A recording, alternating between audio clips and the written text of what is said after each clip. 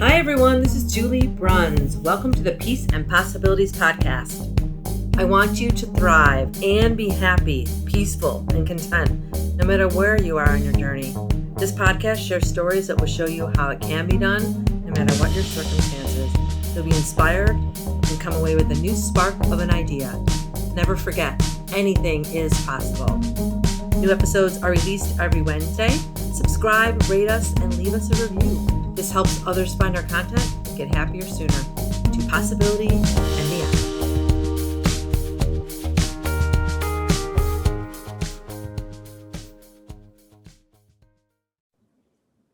All right, welcome to this episode, everyone. My guest is Joe Rojas. You'll see his smiling face on the camera right now. He is always smiling like this. Joe and I met in our virtual 5 o'clock network community. And so I think I joined I think September or October. I don't know if you were already on there when I joined, I think, right? No, I joined in March, I think. You just joined? Yeah, just joined. I just assumed this whole time that you were on there and we just hadn't connected because there were so many people on there and I hadn't seen your name before. So I joined. I'm brand new. I'm right in March I joined. Well, now I'm even more impressed because I was going to tell the story about how I was talking about my book and I didn't even really know you. And you said, you got on one of the calls we were on and said, hey, it's really helpful if you give Julie reviews and, once you read her book, you put them on Amazon, the reviews, and it helps her. And I was like, yes, it does. Thank you. We were just talking about that was my first call. That was? That's so funny because I just assumed you'd been listening to me talk about it for a couple of weeks and you were like, hey, heads up, you guys, this is another way you can help her. So I really appreciated you saying that. And I was like, oh yes, please go review it. Well, that's even more impressive than I thought. You just had heard me and said, oh, and by the way, she's not telling everyone she use these too. So thank you. And you went on and reviewed it and I really appreciate that. And it meant a lot. So I went on and read it and it was awesome. And that's why I reviewed it. Right. And so, I'm just going to put you on the spot real quick and ask you what your favorite chapter was, or what was the one thing that it would actually have it right here. I'm sorry, you can't see it because of the background, but there it is. And, I actually put the wisdom is a result of learning something after you experience it, talk about, reflect on it, and eventually share it. I love that. And I really love that because it's when you teach is really when you learn something. And so that going through that process is really key. And I really enjoyed the book overall and your story and the whole resilience of it. But in this chapter in resilience, I think was really where I found myself. Yeah. A lot. And I really enjoyed that chapter the most. It's funny that one's speaking to you because someone else was saying that the other day. And I almost called the book, It Builds Character. And the IT, I was going to kind of leave it as what is it? And IT, because I've been in IT a lot of my career, IT builds character too. That was originally it sure does. Yeah, right. So I was like, oh, that would be fun. But I'm like, it's only going to appeal to a smaller amount of people. So I didn't, but I just love that saying. And my sister and I were talking about it, Well, thanks for being here. And I am happy to have you and talk to you. And I'm curious to hear more about you because I don't know I know a little bit about your life. I don't know a ton about it. And that's what I love about these conversations because I get to learn more about you and then hear about the true story behind how you got to be where you are. So let's start with that. So tell everyone what you do now. And if you saw yourself with this career growing up. The answer to the second question is no. Almost always the answer. And the first question is no. And the answer to the first question is I help solopreneurs and entrepreneurs and small business owners build sustainable businesses that help them realize their wealth, freedom, and impact goals. Okay. That's what I do. All right. So, that's it. I mean, that's you help people and businesses grow. Did you always, so what brought you to this? Were you like, I want to own my own business one day or? Okay. So for that, do you want the whole life story? Because I'll bring you back The to the beginning. It's condensed gonna take me. version. The It'll condensed take me version. like 2 minutes. The whole life story, right? Yeah. So when I was 11 years old, I love my mom. My mom was awesome, but my mom also had some mental issues and was an alcoholic, and we were kind of homeless when I was 10. And when I turned 11, and I was still kind of going to school, but it was like mostly not. So when I turned 11, I was like, food, a job. School, food. I think I'm gonna go get a job. So I got a job and I started working full time, and that was it for me for school. Like sixth grade is when I kind of finished school, and then I went through and did. I started off at the Santis Messenger Service loading vans, and then I went and was a bike messenger there for a couple of years. Then I opened up a bouncer business, and I had 25 bouncers working for me. I'd worked as a bouncer for a little bit when I got a bit older and a bit bigger, and then and then I did that, and then Desert Shield turned to Desert Storm. And when that happened, I joined the Army. I got my GED and I joined the Army. And I got, they sent me to school, and I spent 2 years in technical training. And by the time my training was over, the war was over. So they sent me back to my National Guard unit. I took a shot at a few civilian jobs, didn't really enjoy it. And I applied for a job at the Department of Defense. I worked for the DOD for 4 years, fixing night vision, thermal viewers, and all kinds of really cool stuff I can't talk about. Oh, cool. Sounds cool. And then I got poached by a biomedical engineering company. And I had ceilinged out in the Department of Defense, because the way it works when you're in the DOD is until the person that's in front of you doesn't retire, you don't really get that next job. Okay. And he had 10 years to go. So I got poached by a biomed company, did that for a couple of years, got poached by an IT company. Then I started my first IT business after that. And I was like, yay. So I left a 6-figure income in the 90s, and I was like, I'm going to rule the world. And I did 20,000 in sales the first year. And it was like, right. It just sucked. And so I was an MSP, a managed service provider. And I did horrible the first year. So I was sitting in my kitchen crying, right, one day, and decided to call a friend who also ran an IT company, but this guy was like a Harvard MBA guy. And I said, what's wrong with me, Ricardo? And he says, come over. So I went over, and he said, look, read this book. And he gave me The E-Myth by Michael Gerber. He said, your problem is you keep running your business like a technician, and you got to run your business like a business owner. So I went home and read the book, and halfway through the book, I'm like, I'm Sarah.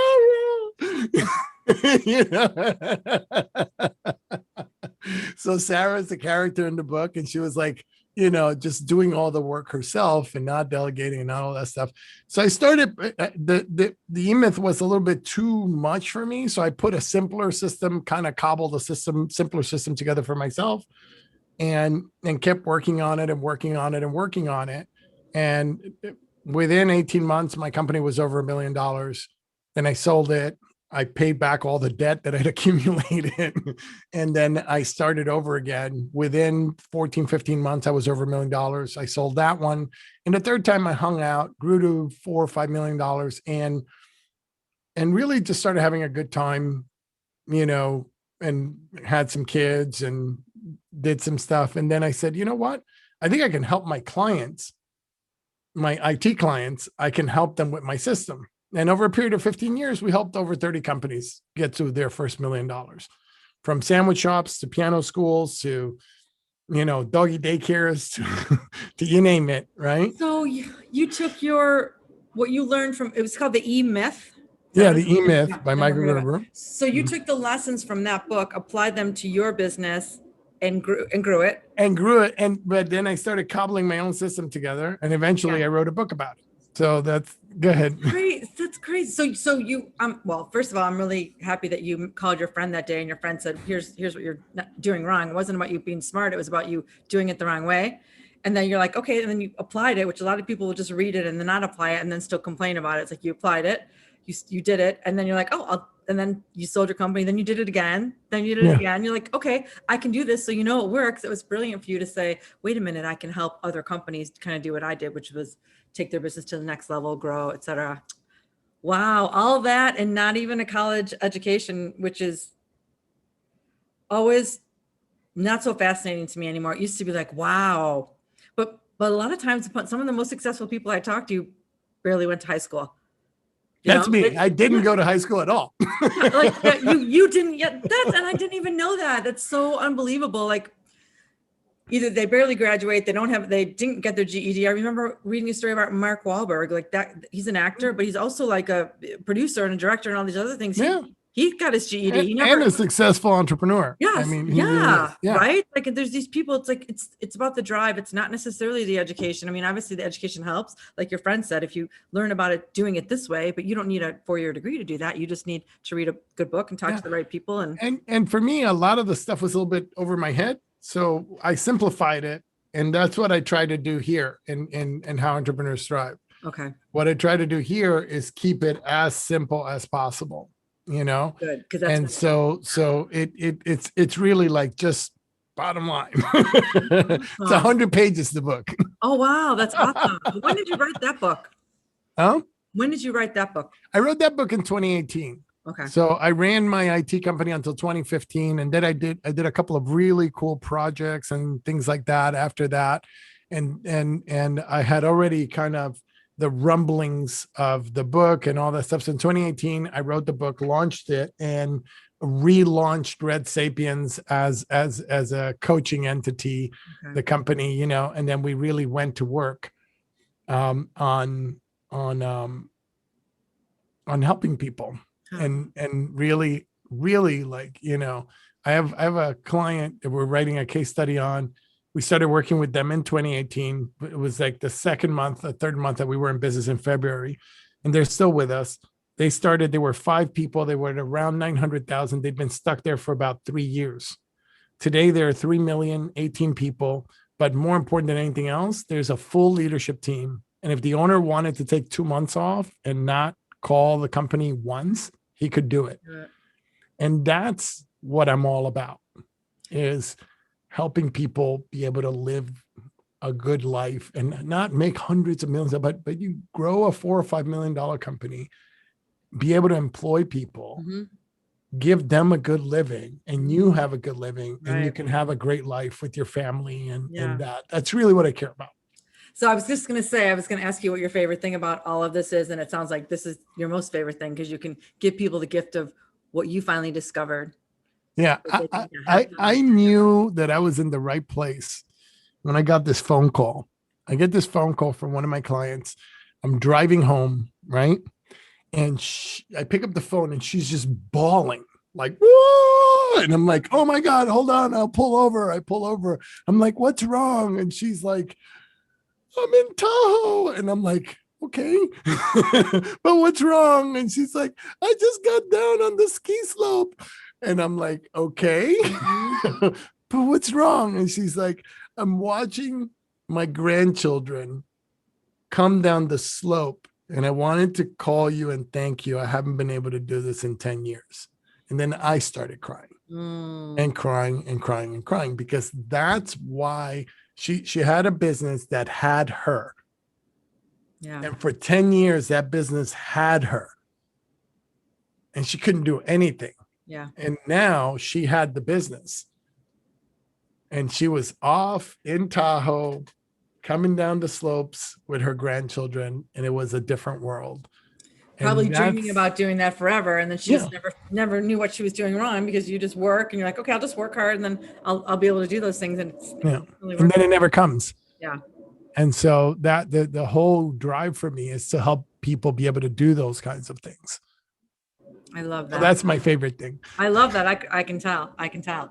So what do you think made you successful early on, trying to figure out the business and then getting this advice and then putting it to work, like along the way, as you were building your companies and being successful? What was keeping you peaceful and happy and content and able to do it all? I don't know that I was peaceful and happy and content, but I was relentless. Like, it's just relentless. I was just like, I was not going to let anything stop me. And I think that relentlessness comes from my early years, right? Being homeless, doing all this other stuff, that where I'm writing I just finished my second book, and I'm working on two other books, and I'm writing this book that has nothing to do with business.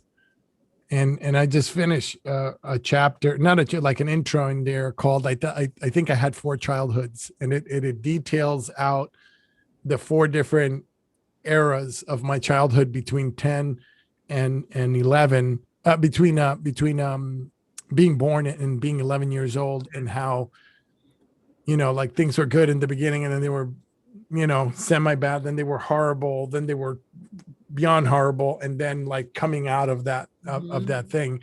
And the book is going to be called Life in the Absence of Need, a ghetto look at existentialism.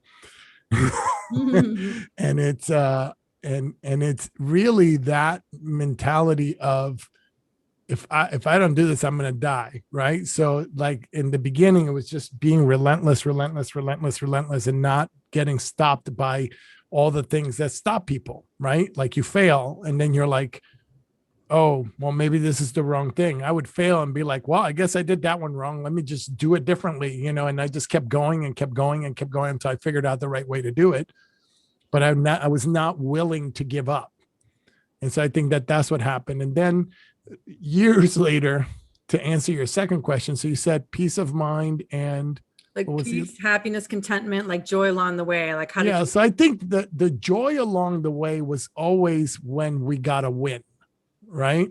Like when I figured out a process, when I figured out what's the best way to close deals, what's the best, I was talking to somebody today, like I remember when I started my second MSP, one of the things that we were doing is we had Friday dinner.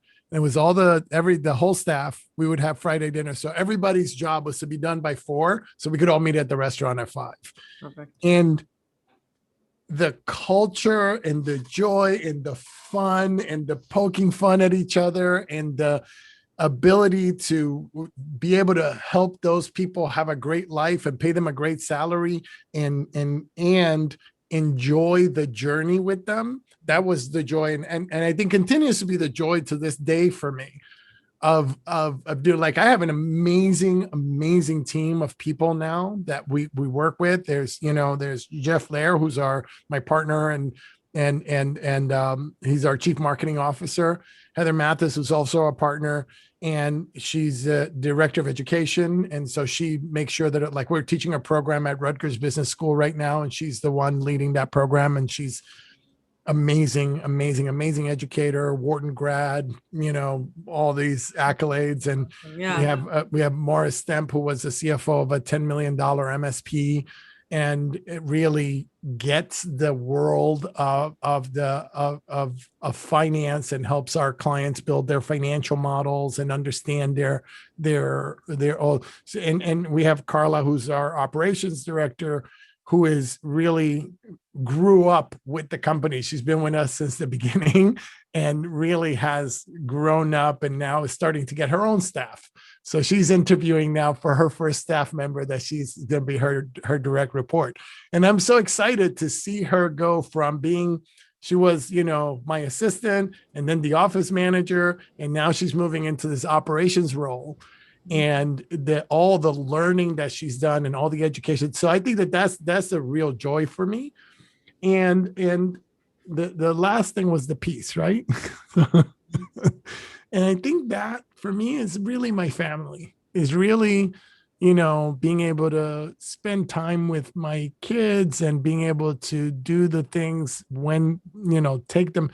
They're 8 and 10 and they've been to like 4 or 5 different countries and they've seen things and they've traveled all over the US and I didn't have that. And that brings a particular level of joy and peace to my life and just being able to hold them. And so I think that's the stuff. That's awesome. Well, so what kind of advice would you have for someone that's searching for a meaningful career where they're doing something they feel joy about every week, whether they're working for themselves or someone else, and they're having fun and they're enjoying what they're doing and they're growing and they're, having a better life. What do you say to people that are younger that say like, how should I do that? How do I get there? Don't do things that make you unhappy. Just don't.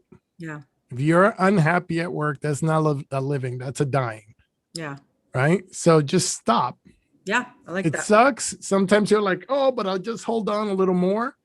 And all my friends that said that, I'll just hold on a little more. It's 15 years later, it's 25 years later, and they're still doing that thing and they're miserable. If you're young, just leave. You'll figure it out. But keep trying and trying and trying until you find something that you're passionate about. Right? Yeah. And do that while you're young. Yeah. If it's after 30, don't mess around.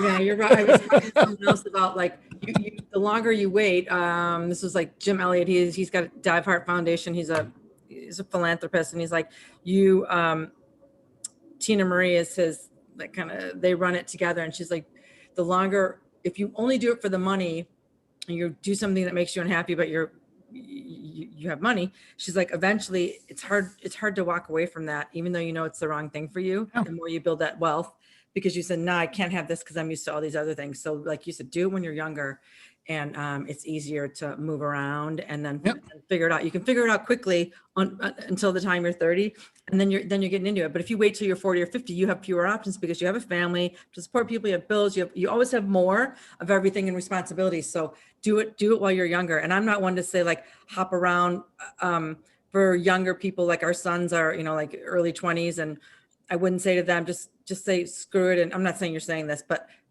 some might interpret it as, oh, I'm not happy, I'm just going to quit. I'm going to quit. It's like, no. Yeah. Do pick something you really like. And if it's not working for you, or there's something not right about it. Then and listen, be gutsy, push back. If there's something in a place that you are and you don't like it, go tell your boss. Yeah. Don't just leave. Yeah. Don't just run away. Yeah. Be gutsy. Go there and say, look, I like working here, but this makes my part of my job miserable. Yeah. It makes me unhappy and not want to be here. Yeah. Do you think you want to fix this, or should I start looking for another job? Yeah. Fail forward, fail fast. Yeah, you're right. I believe that too. It's gutsy, but it's also like they can't know to fix something unless you speak up. I have had the experience where I have spoken up, and then they'll say, we know, we're trying to change it, or we can't really change it. And they can't always tell you why they can't change it or something else. So I had a boss say to me, he knew it needed to change, and he just said, you might want to consider other options. And it wasn't because of my performance. It was because this person that's not doing the right thing or whatever, we can't do anything about it right now for whatever reason. Then they're just, and that's so much more valuable to say, okay, now I know what I do and can't endure. And now I know what I need to do and not to move on. But if you're just telling me, yeah, I'm going to fix it, and then you don't, and all of a sudden a year or two goes by, then you just wasted all that time. So find out about it in the beginning. That's great advice. Okay. What about, so I don't know about this for you now that I know more about your life story. Is there anything you wish you learned sooner in your life or career? Absolutely. Yeah. How to say no. How to say no. I wish I knew how to say no sooner. I used to say yes to everything. Yeah. And if I had learned how to say no early on, there's so many things so many headaches I wouldn't have had. Yeah. You're avoiding headaches. Yeah. Yeah. And you're probably missing out on a lot of happiness and joy. You're missing out on a lot of happiness and joy. But here's the thing about, there's this, is it okay if I use heavy language or not? Sure. Okay. So there's this great book called The Subtle Art of Not Giving a Fuck. And what I like what he says in there, he's like, I'm not saying that you shouldn't give a fuck. I'm saying that you should give less fucks. And so the power of saying no is that you can narrow what you're focused on. When you say yes to everything, you're too scattered. Yeah. You can't focus. And so you have to be very selective about what you say yes to. You really have to think about it, right? You really have to think about it. It says, oh, I want you to be on the board of so-and-so. Well, you might want to say yes because you want to be on that board. But are you going to operate with integrity? Are you going to provide what that board needs? Are you going to be able to fit that into your already crazy life? Yeah. And if the answer is no, then don't do it. Yeah. Yeah, you're right. Because you want to be a nice person. Yeah, your energy gets scattered, and you're also, I don't know how you feel about energy and all of that stuff, but I'm big on all of things you create, what, your reality and all of that stuff. But the more scattered you are, that's the word you use, and I agree. The more scattered you are, the less clarity you have and focus, and the universe gets confused.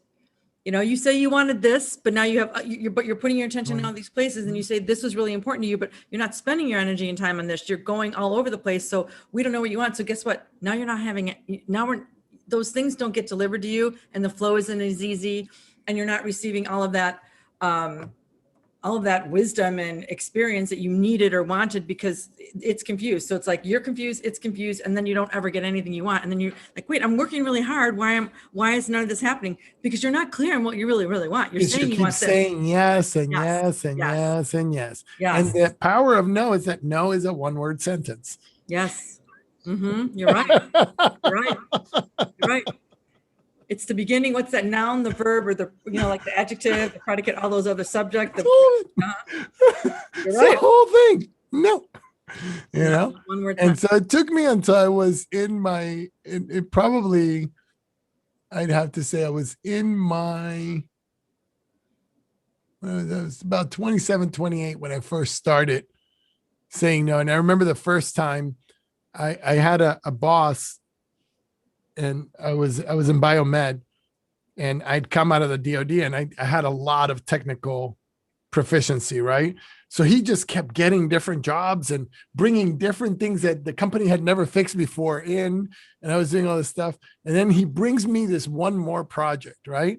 And I was like, I had a whiteboard, and I had like, I don't know how many projects on that board. And I had just finished reading this book, which is out of print. I've been trying to get my hands on a copy, called Success by Michael Korda.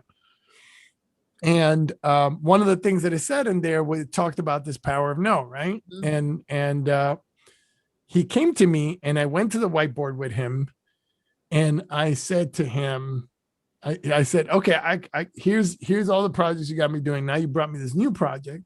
Tell me which one of these I should stop so I could do that one. Right.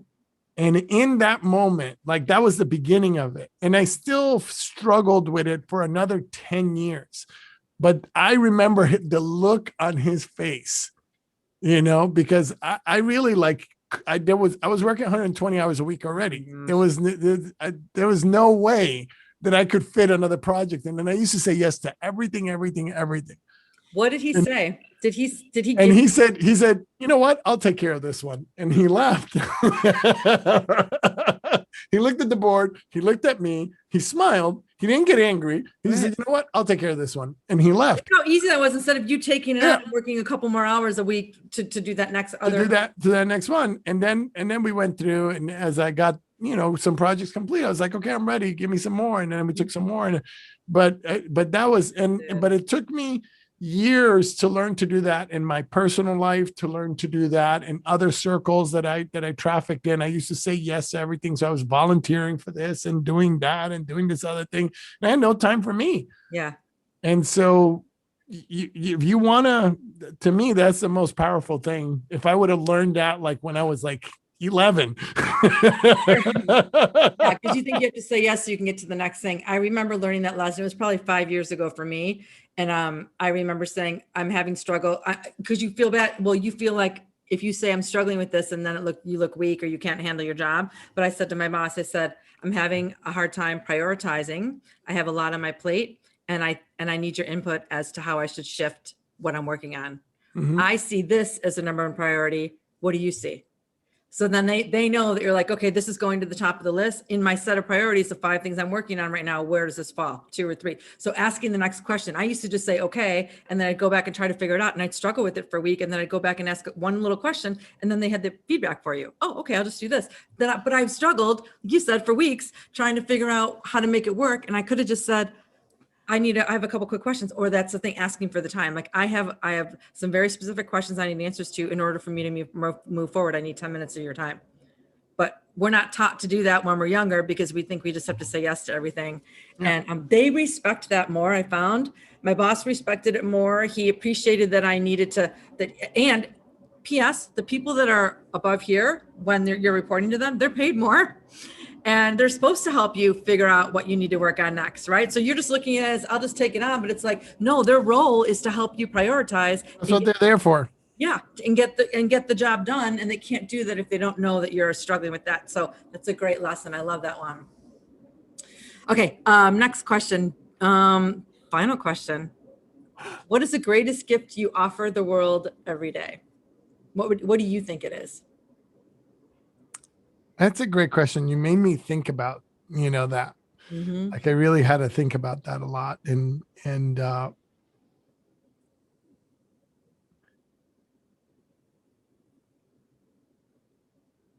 don't care if it's the homeless guy on the street, the guy who's selling me a piece of pizza,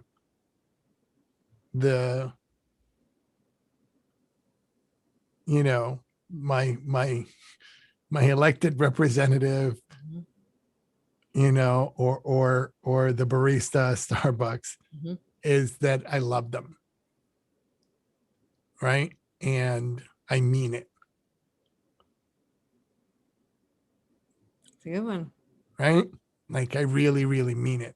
Yeah. And so I always try to put a smile on their face. Yeah. I always try to put myself in their place. Yeah. And look through their eyes. Do you think you're better at that because of how you grew up? Yeah. Yeah, me too. Yeah. I think the people that are more like that are way more had a harder time in their childhood and seeing the world, like everyone's equal and all of that. Yeah. But yeah, I think it's that's definitely part of it. Yeah. Well, you do that. See what you did. You see what you did. You see what you did.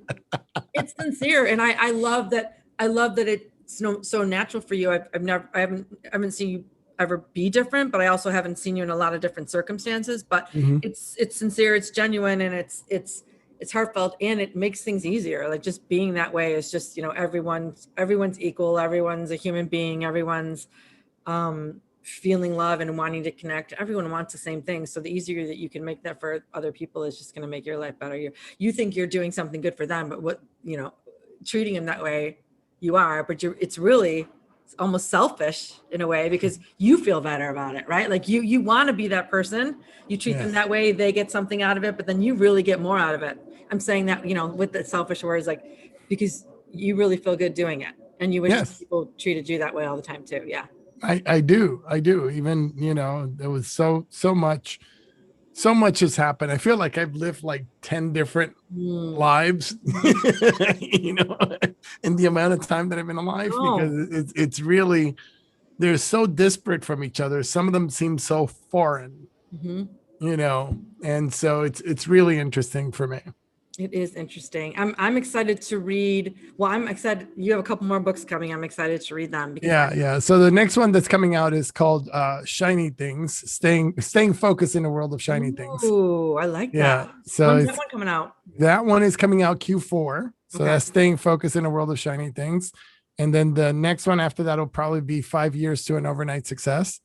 And then after that one will be the other one I've been working on for 10 years. So I don't know when it's coming. Can I ask one more question? How do you make time for all of these? Because I know how I do it. I block things. Like I write for a couple hours and I allow email a couple hours, podcast an hour. Like, do you block things off like that? Or do you just say for one? I do block things off like that, but I'm no good at, like I can't block time to write. Okay. Like I have to write. I write one of two ways, right? I'm either really inspired and then I will cancel whatever I'm doing and just write. Like I'll reschedule everything and just write because I'm ready to write right now. Or I will think about it for 5-6 months, right? And then schedule an 11 or 12-hour day where I'm blocked off completely and just do the whole thing in a day. It works for you. Yeah. So those are the two ways that I'll write is like, okay, I'm ready right now. I think I got to reschedule my time. I like it. That's great. You have to do what works for you. Yeah. It's not everyone's, if I know what I want to talk about, and I know I have stories. So when I was writing my book last summer, I would sit down, I would block off 2 hours every day. I wouldn't even open my email or look at my phone until I the 2 hours. And I did that for a month straight. But sometimes I would say, okay, I have another story for gratitude. And I'd open it up and I'm like, nothing's coming. Resilience. I have a story. I just remembered one. And then I'd go and write that. And then 2 hours later, I have. That's good. That's good. Yeah. I think I'll try that because I had I knew what the chapters were going to be about. So that helped me. Yeah. I usually know what the outline is, but that is a good way, because what I find is that what I'm not good at is creativity on demand. No, not many people are. Yeah. So I'm not, like I sculpt and I have the sculpting stuff ready. And then if it comes, I'm like, okay, there goes the next 4 hours of my life. Yeah. But that's smart. That's how it works. Creativity usually isn't on demand. And then if you're trying to force it, it doesn't come out right anyway. So I wouldn't force it. I would just go to the next thing. And I never went to the next thing and couldn't find something else to say. So that worked for me. So it's easy. Yeah. But I've been talking and writing about those topics at the time it was 4 years. So it's like, I knew I had more stories. Okay, here's another one. Yeah. Oh, well, it's been so fun talking to you. I'm glad we got to know each other better. You have a very fascinating background and it's inspiring for sure. And you're an inspiration to people that would say, like, especially people that came from privilege or people that came and they have a degree and everything's taken care of for them. And now they're just going to go out and what are they going to do in the world? And they say, I can't do this, or I don't have that. It's like, people can do it and are doing it all the time that have way, way, way less. Here's proof, which is why I do this podcast. Here's proof of it. And which is why there's such a variety of people on my podcast, because you could be anyone. You could not have any education. You could be rich. It doesn't matter. It's what you do with all of your opportunities and how you think about things and all of that. So you're definitely an inspiration. I'm really glad we talked. Good. So when I write my next book is on parenting, but I think I'm going to do a book on all of these podcasts because I'm approaching, I'll hit 100 at the end of the summer of these podcasts. Oh my goodness. Yeah. Very awesome. Released my 74th today. And so I think I'm going to take, my husband's been telling me to do this for months. He's like, you have so much content and so much good stuff, all these snippets, and I'm going to write stories. Maybe it's going to be a series, and I have 3 books, and it's all about leadership and success stories from people just like you. Thank you. To inspire others. Yeah. So thank you. Good. So when will we see this? When will it be this available? Will be released probably in June. I'm like 6 weeks ahead right now. Yes, that's awesome. I'll let you know. And if people want to, so you say your books again, and then people want to get a hold of you if they need IT entrepreneurial advice. Well, I'm not sure how many of my people want that, but but for entrepreneurial advice, they should call me. IT advice, I'm probably rusty. So if they need entrepreneurial advice, they should call me. They can either call me on my cell, which is 646-996-2322, or they can go to redsapiens.com, or if they want to get our cool emails, we have these amazing emails. They can go to startgrowmanage.com. That's probably the best place to go and subscribe there. Cool. And then your books are on that site? My books, the only book that I have out now is How Entrepreneurs Thrive. Okay. And it's I think it's on both sites. Yeah. Okay, cool. Well, thanks, Joe. It's been a pleasure. The pleasure's been mine. Thank you so much for the opportunity. Yes. I'm so thankful and blessed. Thanks for doing what you do and keep doing it. And the more people like you, the better our planet will be. Yay. Take care, Joe. Okay. Bye. Bye.